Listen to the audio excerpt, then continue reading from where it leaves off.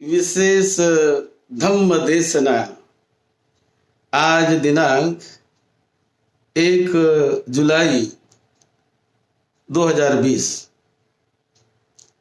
हम पाली त्रिपिटक के मूल ग्रंथों के आधार पर ये देशना दे रहे हैं, जहां त्रिपिटक में तथागत भगवान बुद्ध के मूल वचन पाली भाषा में संग्रहित है।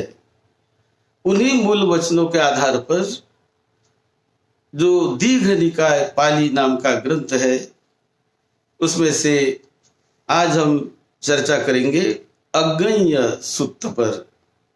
अज्ञेय सुत्त। सुखो बुद्धानं उपादो सुखो सद्धम्म देशना। तथागत भगवान बुद्ध का इस धरती पर जन्म लेना बड़ा सुखदायक है, बड़ा कल्याणकारक है, और तथागत के धम्म को श्रवण करना बड़ा कल्याणकारक है। उस रास्तों से चलना सर्वोत्तम कल्याण करने वाला होता है। तो आज हम दीघ निकाय के अज्ञेय सुत्त पर बात करेंगे। एक समय तथागत बुद्ध श्रावस्ती के पुब्बाराम विहार में विहरते थे। जो पुब्बाराम विहार विशाखा ने बनवाया था, मिघार माता विशाखा, तो उनके विहार में तथागत बुद्ध रहते थे, विहरते थे। तब उस समय 2 ब्राह्मण बुद्ध के पास आए, एक वासेठ ब्राह्मण और दूसरा भारद्वाज ब्राह्मण। ये दोनों बुद्ध के पास आए प्रवज्ञा लेने के लिए।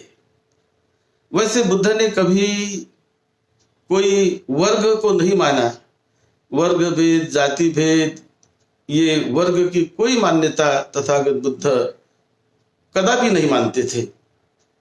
लेकिन इस सूत्र में ये वर्गों की कैसी उत्पत्ति हुई, 4 वर्ग 4 वर्ण कैसे निर्माण हुए, इस पर विशेष चर्चा की गई है इस सूत्र में।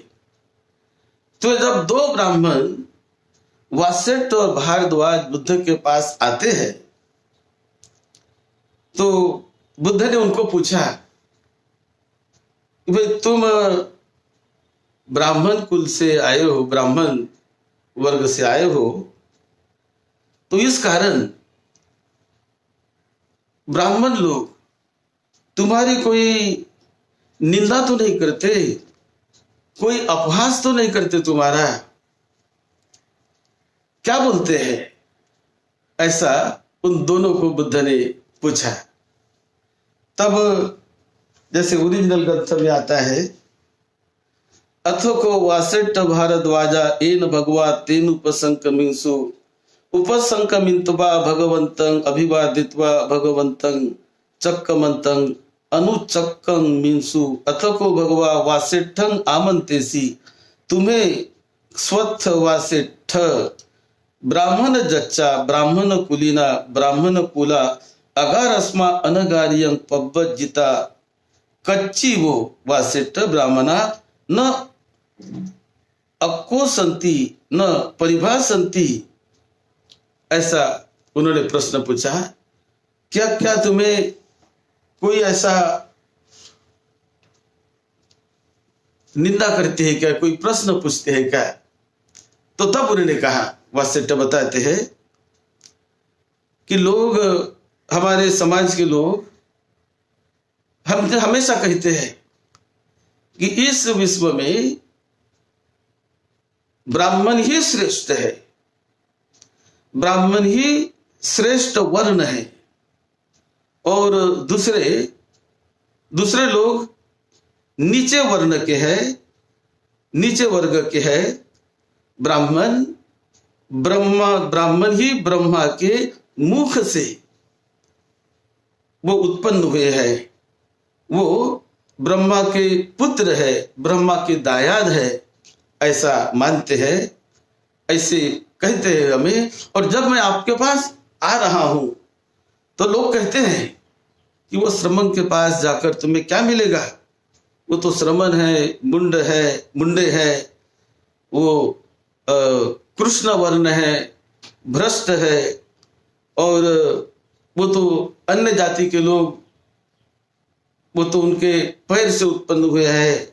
इस प्रकार का वो हमें कहते हैं। और तुम अपने श्रेष्ठ वर्ण को छोड़कर क्यों बुद्ध के पास जा रहे हो, इस प्रकार वो हमारी निंदा करते हैं, वो हमारा परिहास करते हैं। ऐसा बुद्ध को उन्होंने बताया। तो बुद्ध ने कहा, बुद्ध कहते हैं कि लोग पुरानी बातों को भूल जाने के कारण ऐसा कहते हैं, पुराना जो इतिहास है उसे भूल जाने के कारण। और फिर इस सूत्र में बड़े अच्छी तरह से समझा के बताया है, क्षत्रिय, ब्राह्मण, वैश्य और शूद्र, ये 4 वर्ण के सभी लोगों में ऐसे लोग होते हैं कि कोई कृष्ण कार्य करने वाले, यानी अकुशल कार्य करने वाले भी लोग होते हैं चारों वर्गों में। और उसी प्रकार चारों वर्गों में कोई शुक्ल कार्य करने वाले, शुक्ल धर्म का पालन करने वाले, ऐसे भी लोग होते हैं चारों वर्गों में। फिर ब्राह्मण कैसे कहते हैं कि वही विद्वान है? कैसे वो कहते हैं? क्योंकि विद्वान तो चारों वर्गों में पाए जाते हैं। और ये चारों वर्णों में भिक्षु अरहंत है, अरहत भिक्षु है, क्षीणाश्रव भिक्षु है, ब्रह्मचारी भिक्षु है, और जिन्होंने भार से मुक्त हो गए, विकारों से मुक्त हो गए, ऐसे भी लोग ये चारों वर्णों में पाए जाते हैं। और भवबंधन से मुक्त होकर सर्वोत्तम ज्ञान वाले विमुक्त हो गए लोग हमें सभी वर्ग में हमें दिखाई देते हैं, ये हम देखते हैं। और जब ऐसा है तो वो क्यों ऐसा कहते हैं कि हम ही श्रेष्ठ है, हम ही ज्ञानी है? ऐसा क्यों कहते हैं? ये कहना तो ठीक नहीं है। आदमी जो श्रेष्ठ होता है समाज में, वो होता है, बुद्ध कहते हैं कि समाज में आदमी श्रेष्ठ होता है सर्वोत्कृष्ट ज्ञान के कारण, और वो विमुक्त हो जाता है और सभी में आगे बढ़ता है, वो ज्ञान के कारण और विमुक्त होने के कारण। जो बंधनों में बंधे है उससे वो आगे जाता है, आगे बढ़ जाता है। तो ये तो सभी में दिखाई देता है। यहाँ वर्ग का कोई संबंध नहीं आता, यहाँ जात का, वर्ग का, जन्म का कोई संबंध नहीं आता। तो जो व्यक्ति उत्कृष्ट ज्ञान पाता है वो आगे बढ़ता है, वो श्रेष्ठ कहलाता है मानव समाज में। फिर बुद्ध ने समझाया कि विश्व में धर्म ही मनुष्यों में श्रेष्ठ होता है। जिस किसी व्यक्ति में तथागत के प्रति अटूट श्रद्धा हो गई और उसमें वो धर्म को मानता है और सारे धर्म के निमित्त धर्मों को मानकर बुद्ध के ज्ञान को मानकर वंदना करके जो कोई इस रास्ते पर, धम्म के रास्ते पर चलता है, तो वो आदमी धम्म का दायाद कहलाता है, श्रेष्ठ कहलाता है। और धम्म से ही वो श्रेष्ठ बना है, धम्म निर्मित वो है, ऐसा कहा जाता है, कहलाता है। और फिर उसके बाद बुद्ध ने ये सृष्टि का कैसे प्रलय होता है, कैसे सृष्टि निर्माण होती है, कैसे नष्ट होती है, उसका इतिहास तथागत बुद्ध ने बताया। जब प्रलय होता है सृष्टि का, तो प्रलय के बाद फिर सृष्टि अपना क्रमिक विकास करने लगती है। फिर धीरे धीरे धीरे धीरे सृष्टि विकसित होने जाने लगती है। फिर जो प्राणियों की क्रमिक अवनति तथागत बुद्ध ने कैसी होती है वो भी समझाई। और फिर धीरे धीरे प्राणी का आगे लंबे काल से कैसे वो पतन होता है और समाज में कैसी स्थिति बाद में बिगड़ते जाती है, वो भी तथागत बुद्ध ने इस सूत्र में समझाया। और फिर लोग खेती करने लगते हैं और वो खेतों का अपना बंटवारा कर लेते हैं, अपने इर्द गिर्द अपने खेती के लिए वो मेड़ बांध देते हैं, कंपाउंड बांध देते हैं। लेकिन कोई लोभी व्यक्ति वो अपने जगह से अपने धान्य में से धान्य न लेकर किसी दूसरों के खेत में से धान्य लेना शुरू कर देता है। कभी कभी वो चुराता है, कभी कभी, और ऐसे कभी चुराना शुरू हो जाता है, बाद में थोड़ा झूठ बोलना शुरू हो जाता है, कभी हिंसापात शुरू हो जाता है, मारामारी शुरू हो जाती है, फिर मिथ्या धारणा, मिथ्या भाषण देना शुरू हो जाता है। और ऐसे कर्म ये बढ़ने लगते हैं और ऐसे कर्म बढ़ते फिर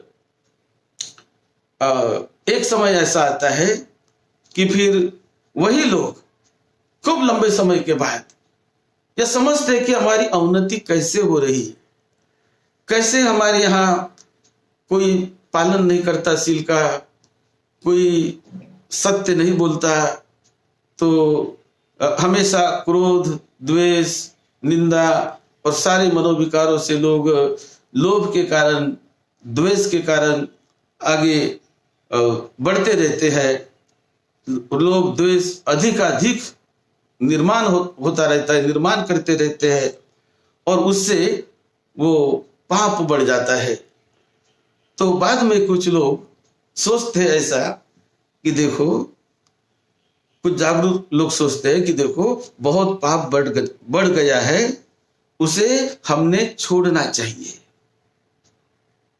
हमने उसको त्यागना चाहिए, छोड़ना चाहिए। हमें चोरी नहीं करनी चाहिए, हमें निंदा नहीं करनी चाहिए, हमें मिथ्या भाष्य नहीं करना चाहिए, इन्हें हमें छोड़ना चाहिए। तो वो छोड़ने का संकल्प करते हैं और उससे वो दूर होते हैं और अच्छी बातों को ग्रहण करने का संकल्प करते हैं। और तब कभी इसका हमारा संचालन कैसा हो, तो ऐसा सोचकर वो किसी महाशक्तिशाली व्यक्ति को वो नियुक्त करते हैं, उसका चयन करते हैं कि तुम भाई हमारे में शक्तिशाली हो, महाशक्तिशाली हो शरीर से, और इसीलिए उनका वो लोग चयन करते हैं और उनका चयन करके उन्हें अपने धान्य का थोड़ा थोड़ा हिस्सा देते हैं कि तुम हम सब में नीति का पालन कराने के लिए तुम प्रमुख करके हम सबको आदेश दो, सबको संचालित करो, और उसे नियुक्त करते हैं, चयन करते उसका। तो महाजनों के द्वारा वो सम्मत होने से, उसकी नियुक्ति होने से उसे महासम्मत, ऐसा उसका नाम पड़ा, महासम्मत। और फिर वो क्षेत्रों का अधिपति होने से, कि जो क्षेत्र उसका अधिपति होने से उसको क्षत्रिय लोग कहने लगे, क्षेत्रों का, खेतों का अधिपति होने से वो क्षत्रिय ऐसा नाम दिया गया उसको। तो एक क्षत्रिय की उत्पत्ति ऐसी हुई, ऐसा बुद्ध समझाते हैं। और वो फिर धर्म से दूसरों पर राज्य करने लगता है, इसीलिए उसे राजा कहते हैं। के धर्म के हिसाब से, शुद्ध नियमों के हिसाब से लोगों पर वो राज्य करता है, इसलिए उसे राजा नाम दिया जाता है। तब और आगे समय बढ़ते बढ़ते उन्हीं प्राणियों में किन्हीं किन्हीं के मन में ऐसा हुआ कि हमें ज्यादा पाप जागा है, हमें चोरी करना बहुत बढ़ गया है, मिथ्या भाषण देना बढ़ गया है, निंदा करना बढ़ गया है, दंड कर्म करना बढ़ गया है। इसीलिए हमें इन पापों को छोड़ देना चाहिए, इसे बहा देना चाहिए, उसे छोड़ देना चाहिए, बहा देना चाहिए, उसे बहा देना चाहिए। ऐसा करते करते उनका नाम ब्राह्मण पड़ गया कि जिन्होंने बहा दिया, पापों को छोड़ दिया, ये काम दुष्कृत्य करना छोड़ दिया, तो उसका नाम ब्राह्मण पड़ा। ऐसा फिर वो ये छोड़ दिया पाप कर्म, और वो जंगल में जाकर उन्होंने पर्णकुटी बनाकर वहां वो रहने लगे। कुछ लोग वहां ध्यान करने लगे, कोई संख्या में कम, लेकिन ध्यान करने लगे, रहने लगे। उससे ध्यान करते करते उनका नाम पड़ गया ध्यायक। ध्यायक नाम पड़ा उसका, वो ध्यान करते करते ध्यायक। उनमें से कुछ लोग ध्यान पूरा न करने के कारण ग्राम में या निगम के पास आकर ग्रंथ बनाने लगे, ग्रंथ बनाते हुए, और ध्यान न करने से उनका नाम पड़ा अध्यायक। ऐसा उनका नाम पड़ा। उस समय ये अध्यायक यानी ध्यान न करने वाला व्यक्ति, उसे छोटा माना जाता था, हीन समझा जाता था। आज वो श्रेष्ठ समझा जाता है, श्रेष्ठ समझा जाने लगा। ऐसे तथागत बुद्ध ने उन्हें समझाया।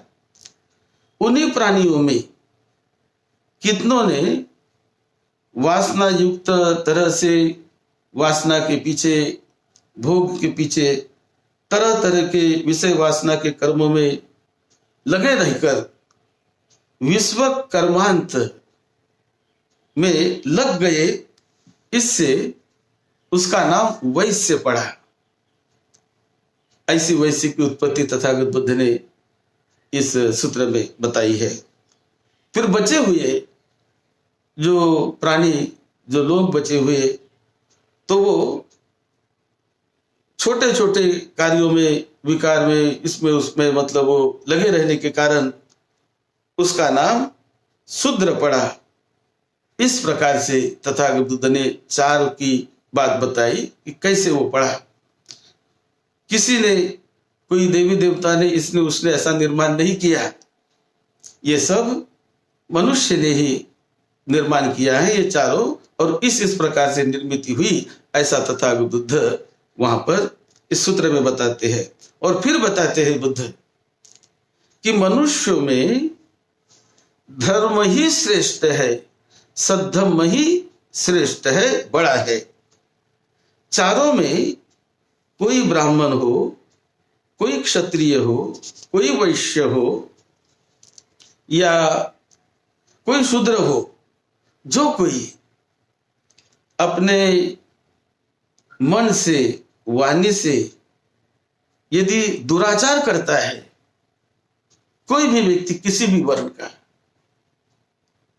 तो शरीर से दुराचार करने वाला व्यक्ति, वाणी से दुराचार करने वाला व्यक्ति, मन से दुराचार करने वाला व्यक्ति मृत्यु परांत वो दुर्गति में उत्पन्न होता है, दुर्गति लोक में जाता है, फिर कोई भी व्यक्ति क्यों न हो, ऐसा बुद्ध बताते हैं। और इसी प्रकार जो कोई व्यक्ति किसी भी वर्ग का हो, अपने वाणी से सदाचार करता है, अपने शरीर से यानी काया से सदाचार करता है, मन से सदाचार करता है और सम्यक दृष्टि वाला होता है, मिथ्या दृष्टि वाला नहीं। तो सम्यक दृष्टि वाला होता है वह मृत्यु परांत, मृत्यु के बाद वो देवता लोक में उसका जन्म होता है, वो देवता लोक में जन्म ग्रहण करता है। तो इस प्रकार ये जो मृत्यु परांत जो अवस्था होती है, वो अवस्था अपने शरीर के द्वारा जो कार्य व्यक्ति करता है, वाणी के द्वारा जो कार्य करता है, उसके बल पर, उसके आधार से उसे उच्चतम जीवन या हल्का जीवन, सद्गति या दुर्गति उसी के कारण से प्राप्त होती है। ऐसा तथागत बुद्ध ने इस सूत्र में समझाया। और जो कई व्यक्ति आगे चलकर ये बोधि पक्षीय धर्म यानी ज्ञान के अति उच्च जो 37 बोधि पक्षीय रास्ते हैं, इस बोधि पक्षीय धर्म का पालन करने वाला व्यक्ति, बोधि पक्षीय का पालन करने वाला व्यक्ति वो किसी भी वर्ण का हो, वो सभी में श्रेष्ठ होता है और इस प्रकार वो निर्वाण प्राप्त करता है, निर्वाण प्राप्त करता है। और ये जो निर्वाण प्राप्त करने वाले व्यक्ति, अरहंत व्यक्ति, ये अरहंत व्यक्ति चारों वर्णों में वो दिखाई देते हैं। अरहंत व्यक्ति क्षीणाश्रव, जिन्होंने अपने आश्रवों का नाश कर लिया, वैसे व्यक्ति, उस प्रकार ब्रह्मचर्य का पालन करने वाले व्यक्ति, कृत्य को पूर्ण किए हुए व्यक्ति, भार से मुक्त हुए व्यक्ति, बंधनों को शिथिल किए हुए व्यक्ति समाज में सर्वोत्कृष्ट ज्ञान के कारण वो श्रेष्ठ कहलाते हैं और मनुष्य में श्रेष्ठ कहलाते हैं। विद्या और आचरण के ही कारण मनुष्य देवों में और मनुष्यों में श्रेष्ठ होता है। इस प्रकार तथागत बुद्ध ने इस सूत्र में समझा के बताया कि श्रेष्ठ आदमी कैसा होता है।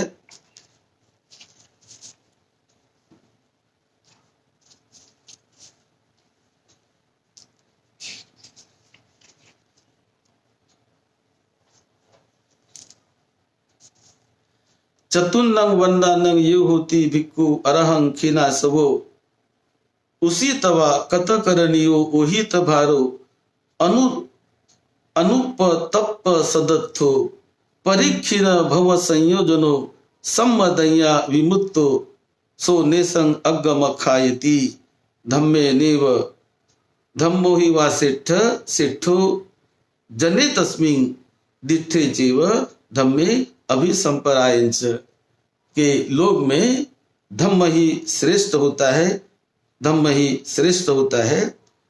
और फिर इसमें जो विद्या चरण संपन्नो सो सेठो देव मनुष्यानं, विद्या चरण संपन्नो सो सेठो देव मानुषेति, कि विद्या और आचरण से जो व्यक्ति आगे रहता है वही व्यक्ति मनुष्यों में और देवों में भी उच्चतम माना जाता है, श्रेष्ठ माना जाता है। इस प्रकार तथागत बुद्ध ने इस सूत्र में ये जो बात कही, बुद्ध तो कभी वर्ण को नहीं मानते थे। बुद्ध की दृष्टि में हर एक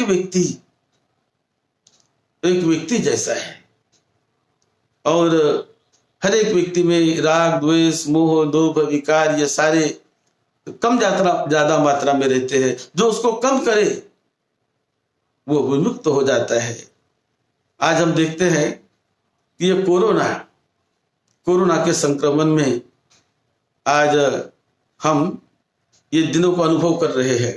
तो ये कोरोना जो महामारी की बीमारी, ये कोई वर्गों को नहीं देखती, कोई जाति को नहीं देखती, क्योंकि निसर्ग का जो नियम है, निसर्ग की नजर में हर एक व्यक्ति एक जैसा, वो कोई मतभेद, कोई वर्गभेद नहीं करती कोई बीमारी। निसर्ग किसी में कोई वर्गभेद नहीं करता है। तो ये जो बीमारी आज है या कोई भी बीमारी हो, बीमारी के नजर में हर एक शरीर जो है वो एक जैसा उनको लगता है।